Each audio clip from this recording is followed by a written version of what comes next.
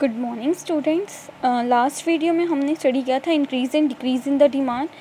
उसका next part है कि अगर डिमांड आपकी इंक्रीज़ हो रही है तो क्या रीज़न है, क्या कारण, क्या इंक्रीज़ डिमांड के इंक्रीज़ होने के, मांग के बढ़ने के क्या कारण है, या फिर डिमांड के डिक्रीज़ होने के क्या कारण है। तो फर्स्ट हम स्टडी कर रहे हैं causes of increase in demand की डिमांड बढ़ रही है तो उसके क्या कारण है। देखो जहाँ पर हमारा डिमांड का डी से D1 की तरफ राइटवर्ड शिफ्ट होता है। जब राइटवर्ड शिफ्ट होता है तो डिमांड में क्या होता है, इंक्रीज़ होता है। अब हमें पता है कि जब डिमांड इंक्रीज़ या डिक्रीज़ होती है तो हमारे अदर फैक्टर्स क्या रहते हैं, अदर फैक्टर्स हमारे वेरिएबल, और यहाँ पे प्राइस को क्या लेकर चलते हैं हम, कांस्टेंट। मतलब प्राइस में कोई भी चेंजेस नहीं होगा, बाकी के जितने भी हमने फैक्टर स्टडी किए थे उनके अंदर क्या रहेगा, चेंजेस होगा। अब देखो डिमांड इंक्रीज़ हो रही है तो चेंजेस होने के क्या कारण हो सकते हैं डिमांड के। When the income of consumer increase, अगर किसी कंज्यूमर की इनकम इंक्रीज़ होगी, ऑब्वियस सी बात है अगर इनकम इंक्रीज़ होगी, मेरी भी इनकम इंक्रीज़ होगी तो मैं मार्केट में डिमांड क्या करूँगी, ज़्यादा करूँगी। डिमांड ज़्यादा करूँगी तो मेरा डिमांड का डी से कहाँ पे शिफ्ट होगा, राइटवर्ड शिफ्ट होगा, D1 पर।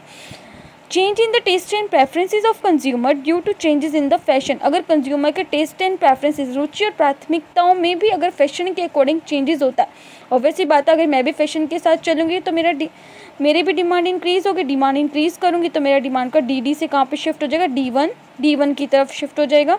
When the price of substitute goods rise, अगर मार्केट में किसी भी सब्स्टिट्यूट गुड्स के प्राइस बढ़ जाते हैं। इफ़ फॉर एग्जांपल मैं कॉफ़ी ज़्यादा लाइक करती हूँ तो अगर सब्स्टिट्यूट गुड्स कॉफ़ी अगर उसके प्राइस इंक्रीज़ हो जाते हैं तो मैं अपने सब्स्टिट्यूट गुड्स राइस को प्रेफर करूँगी और मार्केट में टी की डिमांड क्या करूँगी, टी की डिमांड को इंक्रीज़ कर दूँगी। When the price of complementary goods decrease, अगर कॉम्प्लीमेंट्री गुड्स के प्राइस डिक्रीज़ होते हैं, complementary goods which fulfil the demand of each other, जो दोनों गुड्स आपस में मिलकर एक दूसरे की डिमांड को फुलफिल करते हैं, that is called complementary goods. अगर कॉम्प्लीमेंट्री गुड्स कौन से गुड्स होते हैं, हमने यहाँ एग्जांपल लेते हैं कार का और पेट्रोल का। अगर मार्केट में कार के प्राइस क्या हो जाते हैं, डिक्रीज़ हो जाते हैं, तो पेट्रोल की डिमांड क्या हो जाएगी, यहाँ पर इंक्रीज़ हो जाएगी। तब हमारा डिमांड का डी से कहाँ शिफ्ट हो जाएगा, D1 की तरफ शिफ्ट होगा।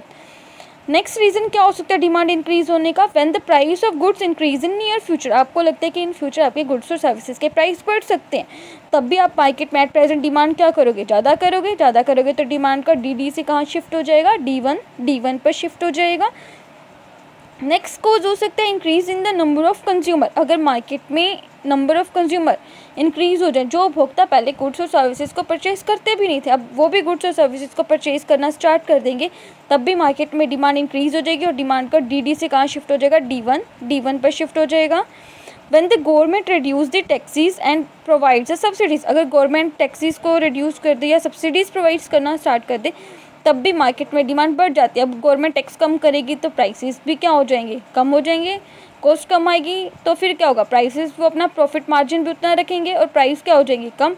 अगर गवर्नमेंट सब्सिडीज़ देना स्टार्ट कर दे तो जो पुअर सेक्शन ऑफ सोसाइटीज़ भी गुड्स और सर्विसेज को परचेज नहीं करते थे वो भी क्या करेंगे, उसकी डिमांड करेंगे, तब भी डिमांड क्या हो जाती है, इंक्रीज़ हो जाती है।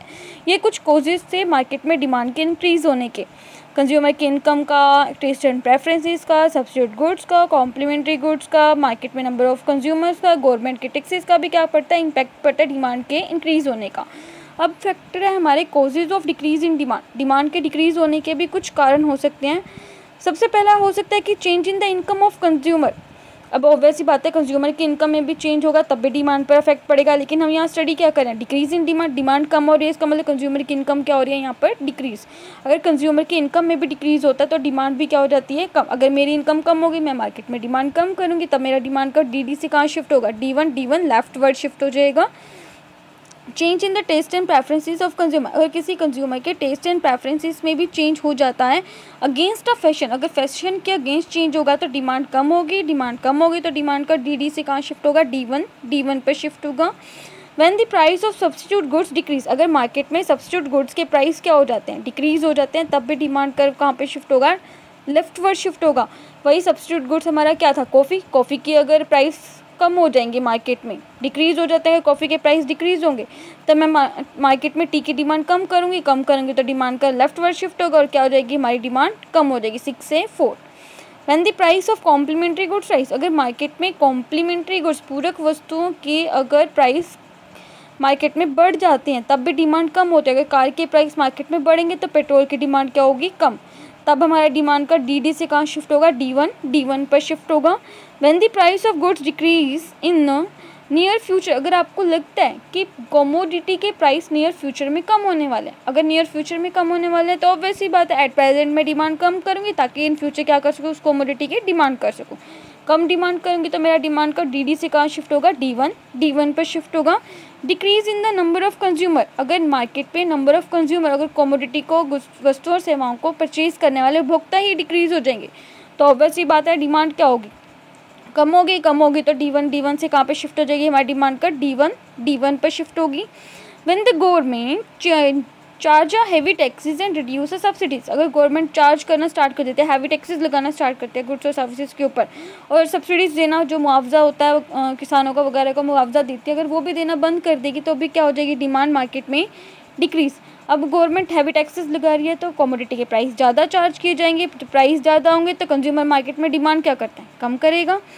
रिड्यूस सब्सिडीज़, अगर गवर्नमेंट सब्सिडीज़ देना बंद कर दे, मुआवजा नहीं देगी तो जो poor section of societies goods और सर्विसेज को परचेज करता था वो परचेज नहीं कर पाएगा तो डिमांड क्या हो जाएगी, कम हो जाएगी।